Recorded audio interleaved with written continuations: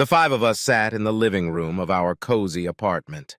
This little scenario has played out a few times when Lisa, my favorite bride, we've been married for 3 years, and I have hosted our parents.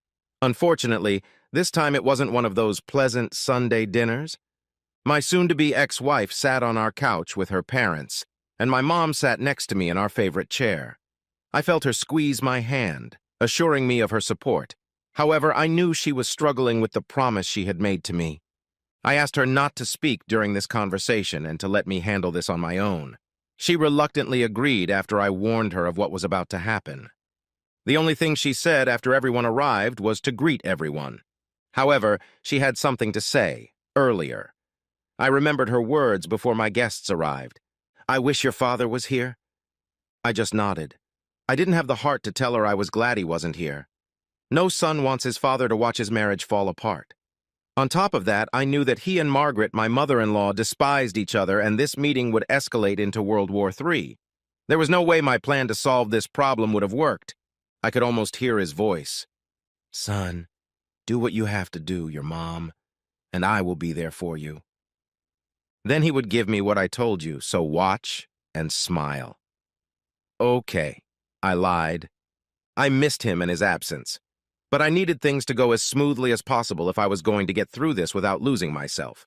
If he was here, that would be impossible.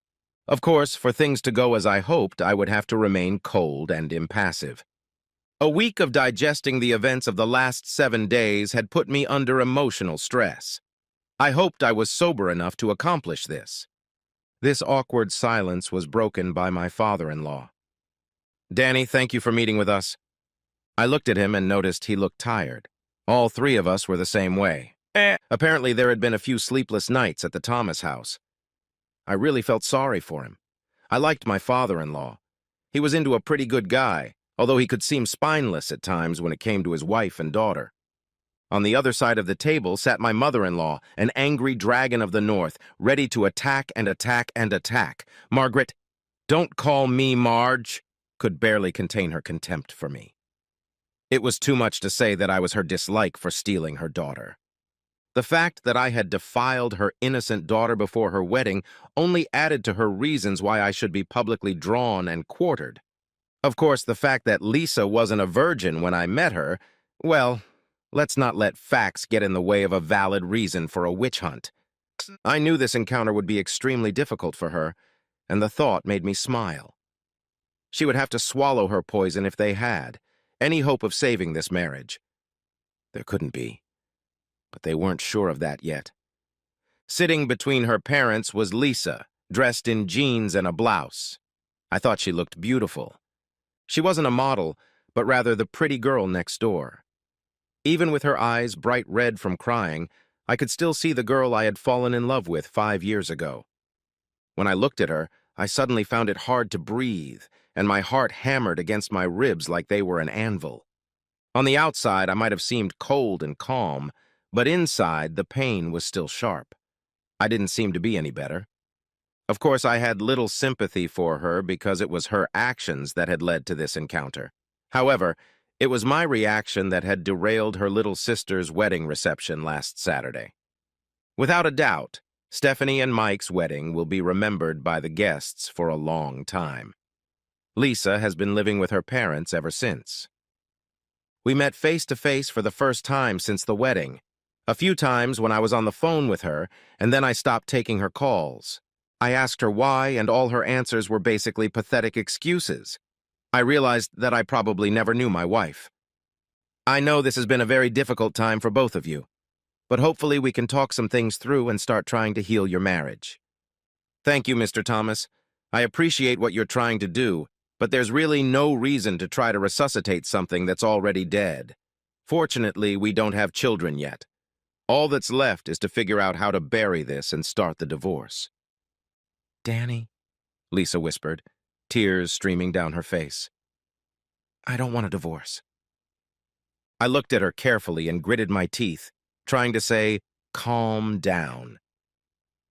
"And I didn't want to catch my wife having her ex-boyfriend at her sister's wedding," I spat. I guess I wasn't hiding my anger well. "Don't say that, Daniel," the dragon said condescendingly, making my skin crawl with goosebumps. This isn't your home, Marge, and you can leave whenever you want. I could see her gasp as she suppressed her anger, but she shocked me and said nothing. Hell must have frozen over. Danny, I'm so sorry, Lisa whimpered. It was a mistake. A mistake? I said, trying not to grin. Given the reactions of those sitting on my couch, obviously I had failed. Tell me, Lisa, what exactly was the mistake? Was it getting so drunk at the reception that you decided to show everyone how good you were at dirty dancing with your ex-boyfriend? Or was it when I pulled you apart and you told me and anyone else who saw it that you didn't belong to me and you were dancing with whoever the hell you chose? Maybe it was my mistake. I kept my eyes on you. An hour later, I turned around and saw that you were gone. And then when I finally found you, you were just having fun with the little shit. I'm damn sure it wasn't a mistake when I hit him and kept hitting him until you started screaming that I was killing him. I might have made a mistake when I stopped, because when I turned to face you, the little coward ran away. So tell me, Lisa, where exactly was the mistake? You were dancing so close that when you looked down, you gasped, "Look what accidentally got stuck in me." Danny, it was just... I was drunk. I'm sorry. I don't know what happened. I don't know what happened. It's pretty simple. I'm sure Marge told you about the birds and the bees. That's when the guy puts his thing in your thing. Of course, after you get married, there shouldn't be any other guys but your husband. Please, Danny, I'm sorry. It will never happen again. Danny, her father intervened. I know this seems really very bad indeed. I started to reply, but he held up his hand and continued. Okay, I know it's so bad. But it was a one-time thing, son. I know you two can handle it. You're strong enough to forgive her for this. Well, Mr. Thomas, I don't know if I can forgive a one-time thing or not. But it's not a one-time thing, is it, Lisa? I saw her face grow even paler as I turned to my father-in-law. It seems your daughter was such a caring big sister at Stephanie's bachelorette party that she took it upon herself to show her little sister how to have sex properly. Apparently, Stephanie was a quick learner. I got a great video earlier this week. It's amazing how good cell phone videos are these days. It may not be the same quality as the porn sites, but it was good enough to get a good look at the Thomas sisters. Lisa covered her face with her hands. Oh, God, she moaned. I wonder if Mike knows. I'm talking about the strippers in this story. Someone should tell him no, don't you think? I mean, he's going to believe this nonsense that it was a one-time mistake, isn't he? Phil and Marge were now as pale as their daughter. Lisa's sobs echoed through the grimly quiet room. I confess that what happened next surprised me. I thought that this little revelation concerning the stripper would end the encounter. I was wrong. At first, I was surprised that she had managed to keep quiet for so long. Then I thought she was going to try to undo the damage and try to get me to stay in the marriage. Well, at least until I screwed up and then Lisa would publicly divorce me. This was my mistake, I thought. It seems the dragon thought the best defense was offense, so she attacked. You sanctimonious shit, she growled. You sit there and act so smug and innocent. Margaret, please, Phil pleaded. No, I'm not going to let that little pissant blackmail our family, especially when I have proof that he's as guilty as Lisa. To say there was stunned silence from everyone in the room would be an understatement. Then she started rummaging through the backpack she calls a purse. A few moments later, like a magician pulling a rabbit out of a hat, she pulled out a small manila paper envelope. To be honest, I was a little disappointed that she didn't yell, "Ta-da!" Here, choke on this, she growled, tossing me the envelope. Inside you'll find pictures of your car outside a roadside motel last month when you were supposed to be in Chicago on a business trip. There are also copies of your motel registration. My mother awed and squeezed my hand. The use of the name John Smith wasn't very original, Marge smirked as she continued, but the desk clerk wrote down your license plate number. Lisa covered her face with her hands and sobbed. Marge put her arms around her, trying to comfort her. It's all right, honey, she cooed softly. Mommy took care of it. I told all the women at church 2 weeks ago. I'm sure most of the people in town already know about it. When they hear what happened at the reception, they'll realize it was because he tricked you first. What's good for the goose is good for the gander.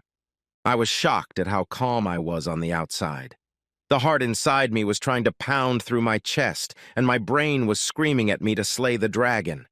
Maybe I was in shock. I looked through the contents of the bag and handed it to my mom. I noticed that she had tears coming to her eyes. I patted her hand gently and smiled. "Okay, Marge," I said calmly, turning my attention back to the beast. "Before you plan your own little CSI episode, you might want to refresh your detective skills." That business trip to Chicago was actually a training seminar my company sent me to in order to get certified. I have about 30 other participants who can vouch that I was at every boring session for all 4 days. While I was out of town, we put Lisa's car in service for routine maintenance. Want to guess whose car she drove while hers was in the service? One more little piece of information you might be interested in. Do you remember the names of the people who work with Lisa at Southside Medical Clinic? Come on, Marge. You remember Dr. Sammy, of course? Well, his full name is Dr. Samuel Jonathan Smith. But, my father-in-law muttered, he's older than me. Yes, it sounds like your little girl has daddy issues as well as latent whore tendencies. Best of luck with the counseling. Danny? Yeah, I know. It was just one time. I stood up and looked at the trio sitting on my couch. I didn't think I could last much longer, so I needed this to end quickly. I think we've already said everything that needed to be said. It's time for all of you to leave. Phil stood up and helped Lisa up. Marge remained motionless. At first I thought maybe she was having a seizure or maybe even a stroke, but no. She pulled herself together and stood up. Looking me straight in the eye, she let go of me. I expected better from you, Daniel. And I expected nothing good from you, Marge. You acted just like a smug, hypocritical bitch. Now get the hell out of my apartment. She left angry, but at least she left. Phil surprised me by hugging me tightly before he chased after her. Lisa was the only one left. When she looked at me with her beautiful green eyes, swollen with tears and so full of pain, I couldn't stop the tears in my own eyes. Danny, I can't tell you how ashamed I am. I'm so guilty. Not even half as much as I'm sorry, Lisa. I'm sorry I wasted my love on someone like you. She sobbed and ran out the door. As I closed the door behind her, my emotions overwhelmed me. I rested my head against the door and lost the battle trying to hold back the tears. The simple fact was that I loved the lying slut, and she had hurt me in a way I had never felt before. I still didn't know why she cheated, but then even knowing the reason wouldn't change the fact that my marriage was dead. I knew my pain, anger, and depression wasn't going away anytime soon. My mom came over and hugged me. "Are you okay?" she said softly. "No, I'm here for a little while, but I'll get to happiness." "You know, your dad would be proud of the way you handled this. Do you know what you're going to do now?" I nodded. "Yeah, there's really not much to break up, so I think I'm going to take Marge's advice and make the best of it." "Yes, there really isn't much to do. So I think I'll take Marge's advice and go to as much trouble as possible. I will ask to serve Lisa when they leave their church on Sunday. I will also see if I can sue the good doctor and his clinic. Even if I can't win, I'll make sure he gets served at work. That should cause a scandal." "What about Mike and Stephanie?" "Mom, if someone sent me that video, they probably sent it to Mike. Even if they didn't, he needs to know. Maybe they can handle it. I hope they can. If they do, maybe it will stop any cheating in the future, and their marriage will last longer than the 3 years we've had. I email Stephanie and tell her she has a week to tell him herself before I do." She looked at me and smirked. "You're just like your father," she said, shaking her head. Too bad he couldn't have at least heard us meet. She smiled innocently and reached for her purse. Opening it, she pulled out a tape recorder. "He asked me to record this so he could hear it when I got home. You know it almost killed him when he wasn't here today. He was disappointed when you asked him not to come. He understood, but I still think it hurt his feelings. Well, looks like I'll have plenty of time to catch up since most of my future plans are now flushed down the toilet." I shook my head slowly and sighed. I feel like I wasted 5 years of my life. No, you haven't. You just learned some very painful lessons. I hope you use it to make your next marriage even stronger. Next marriage? I'm not sure I'll ever trust another woman enough to marry her. She pulled back and smiled at me. Honey, you're 27. It's going to take a long time, but you'll find a lucky girl who's special enough for you to try again. My mom is the eternal optimist. I grinned. She reached out and kissed my cheek. I'm still expecting my grandchildren from you. We both laughed. The sound of our laughter calmed me down. I will be happy again, someday,